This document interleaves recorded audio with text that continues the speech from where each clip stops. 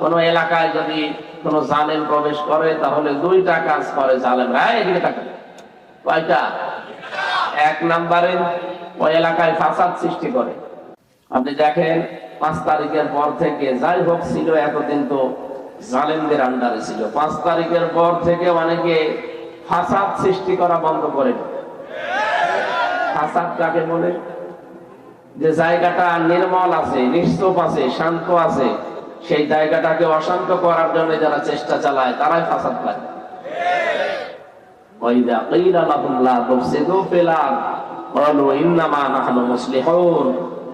আল্লাহ বলেন ওদেরকে যখন বলা হয় যে ফাসাদ সৃষ্টি করো না, বিশৃঙ্খলা করো না দুনিয়ায়, ওরা বলে আমরাই তো শান্তি স্থাপনকারী। এটা মুনাফিকদের কথা। কাদের? 5 তারিখের পর থেকে আমরা যারা দেখতে পাচ্ছি এই দেশে বিশৃঙ্খলা করার জন্য কত রকমের নিয়ম তৈরি হয়ে গেল। জালেমরা তো করেছে, এই পাশাপাশি মুনাফিকরাও চালাচ্ছে কাজ। শান্ত জায়গা অশান্ত করার জন্য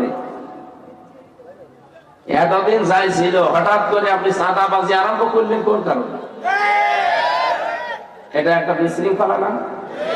স্বাভাবিক জীবন যাত্রা নষ্ট করে দেওয়া। এটা আজকে এক চাঁদাবাজকে পিটিয়ে আদা মারা করে দিচ্ছে।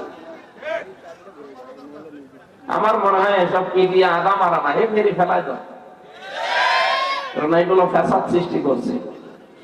আমরা একটা শান্ত নির্মল জীবন চাচ্ছি। আমার কথার ওজন দিয়ে পাচ্ছে? আলহামদুলিল্লাহ। এই জন্য জালেমরা যদি ক্ষমতায় যাওয়ার আগেই ফাসাদ সৃষ্টি করে, ক্ষমতা পেলে কিন্তু ডবল করে আরম্ভ করবে।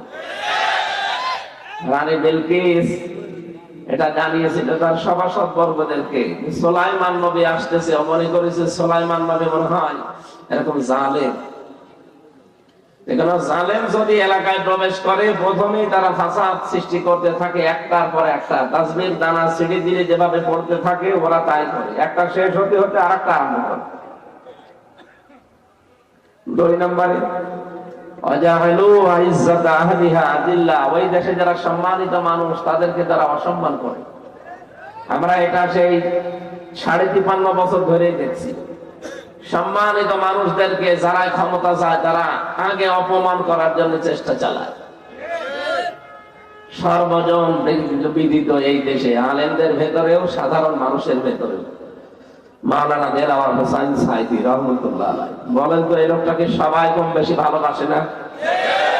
আপনারা করলেন কি? 13টা বছর তার জীবন থেকে নষ্ট করে দিলেন। যে ঘর তার ভেতরে থাকতো, আমার পাশের